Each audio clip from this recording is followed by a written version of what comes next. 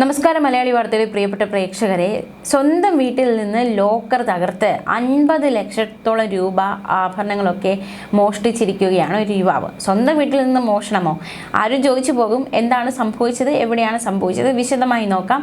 ആർക്ക് വേണ്ടിയാണ് ഇത് ചെയ്തതെന്നതും പ്രധാനം. അസമിലെ ജോർഹത്ത് സ്വദേശിയായ യശ് ധനുക അഗർവാൾ ആണ് ഈ ക്രൂരത അല്ലെങ്കിൽ ഈ ഒരു മോഷണം നടത്തിയിരിക്കുന്നത്. 25-കാരനാണ് സ്വന്തം വീട്ടിൽ നിന്ന് ഇത്രയധികം പണവും സ്വർണവും ഒക്കെ മോഷ്ടിച്ചിരിക്കുന്നത്, അതും തൻ്റെ കാമുകിക്ക് വേണ്ടി. പിതാവാണ് പരാതിക്കാരൻ. പിതാവിൻ്റെ പരാതിയിൽ പോലീസ് യുവാവിനെ അറസ്റ്റ് ചെയ്തു. സംഭവത്തിന് പിന്നാലെ ഗുജറാത്തിലേക്ക് മുങ്ങിയിരുന്നു പ്രതി. പിന്നാലെ പിതാവ് തന്നെ ഈ യുവാവിനെ തന്ത്രപൂർവ്വം നാട്ടിലെത്തിക്കുന്നു, ശേഷം പോലീസിന് കൈമാറുകയായിരുന്നു.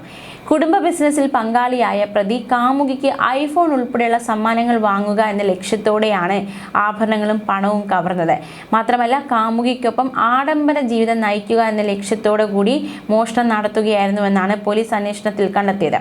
വീട്ടിൽ പിതാവ് പണവും സ്വർണവും സൂക്ഷിച്ചത് അതിനെ സംബന്ധിച്ച് പ്രതിക്ക് നേരത്തെ തന്നെ അറിവുണ്ടായിരുന്നു. ഓഗസ്റ്റ് 11-ന് വീട്ടിൽ മറ്റാരും ഇല്ലായിരുന്നു. ഈ സമയത്താണ് മോഷണം നടക്കുന്നത്. പിതാവിൻ്റെ മുറിയിൽ കയറി ലോക്കർ തകർക്കുന്നു. ശേഷം പണവും ആഭരണങ്ങളുമൊക്കെ പ്രതി മോഷ്ടിച്ചു. മോഷണത്തിൽ അന്വേഷണം തുടങ്ങിയ പോലീസിന് വീടിനെക്കുറിച്ച് വ്യക്തമായി അറിയുന്നവർ തന്നെയാണ് മോഷണം നടത്തിയത് എന്ന് തുടക്കത്തിൽ തന്നെ മനസ്സിലായി. സംഭവത്തിന് പിന്നാലെ യശ് അഗർവാൾ വീട്ടിൽ നിന്ന് പോയി. ഇതും ഒരു സംശയം, എന്തുകൊണ്ട് ഒരു മോഷണം വീട്ടിൽ നടക്കുന്നു, പിന്നാലെ അവിടുത്തെ പ്രധാന മകൻ മാറി നിൽക്കുന്നു. അപ്പോൾ തന്നെ പോലീസിന് ഏതാണ്ട് സംശയമുണ്ടായി. സൈബർ പോലീസിന്റെ സഹായത്തോടെ നടത്തിയ അന്വേഷണത്തിൽ ഇയാൾ ഗുജറാത്തിലെ അഹമ്മദാബാദിലുണ്ടെന്നാണ് അന്വേഷണ സംഘം കണ്ടെത്തിയത്. ഇതോടെ പിതാവ് തന്നെ അഹമ്മദാബാദിലെത്തി മകനെ തിരികെ വീട്ടിലേക്ക് വിളിച്ചു കൊണ്ടുവന്നു പോലീസിന് കൈമാറി. സുഹൃത്തുക്കളായ ജിത്തു സൊമാനി, രോഹിത് പ്രസാദ് എന്നിവരുടെ പ്രേരണയിലാണ് സ്വന്തം വീട്ടിൽ മോഷണം നടത്തിയതെന്നായിരുന്നു യശ് അഗർവാൾ നൽകിയ മൊഴി. ലോക്കർ തകർക്കാനായി ഒരു കൊല്ലന്റെ സഹായം തേടിയതായും ഇയാൾ സമ്മതിച്ചു. കാമുകിയായ പുബാലിക്ക് വേണ്ടിയായിരുന്നു ഇത്തരം മോഷണം നടത്തിയത്. മോഷണം മുതൽ നിന്ന് 5 ലക്ഷം രൂപയോളം കാമുകിക്ക് വേണ്ടി തന്നെ ചെലവഴിക്കുകയും ചെയ്തു. 1.5 ലക്ഷം രൂപയ്ക്ക് കാമുകിക്ക് ഐഫോൺ വാങ്ങിക്കൊടുത്തു. കാമുകിക്ക് കുറച്ച് പണവും നൽകി. കാമുകിക്കൊപ്പം ആഡംബര ഹോട്ടലുകളിൽ താമസിക്കുകയും ചെയ്തു.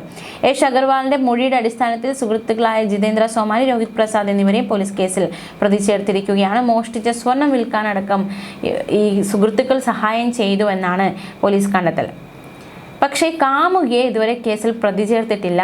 യുവതിയെ ചോദ്യം ചെയ്യുമെന്ന് പോലീസ് വ്യക്തമാക്കി. ചൊവ്വാഴ്ച കോടതിയിൽ ഹാജരാക്കിയ യേശ് അഗർവാളിനെ ജുഡീഷ്യൽ കസ്റ്റഡിയിൽ റിമാൻഡ് ചെയ്തിരിക്കുകയാണ്. എന്തായാലും ഇനി മോഷ്ടിച്ച പണവും സ്വർണവും ഒക്കെ വീണ്ടെടുക്കേണ്ടതായിട്ടുണ്ട്. അതിനുള്ള ശ്രമമാണ് പോലീസിന്റെ ഭാഗത്തു നിന്നും ഇനി ഉണ്ടാകുന്നത്. ന്യൂസ് ഡെസ്ക് മലയാളി വാർത്ത.